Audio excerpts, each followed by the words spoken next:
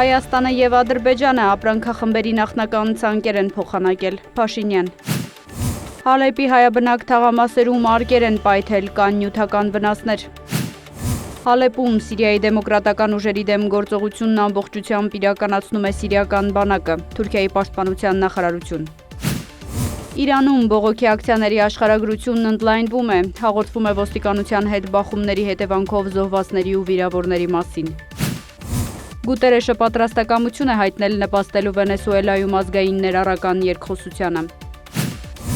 Վենեսուելայում առնվազն 100 մարդ է զոհվել ամերիկյան հատուկ գործողության ընթացքում։ Միացյալ Նահանգները չի ցանկանում, որ Վենեսուելայում քաոս առաջանա, Ռուբիո։ Ուկրաինայում արևմուտքի երկրների զինված ուժերը կդիտարկվեն որպես օրինական թիրախներ, Զախարովա։ Տեղի է ունեցել Միացյալ Նահանգների և Կոլումբիայի նախագահների հեռախոսազրույցը։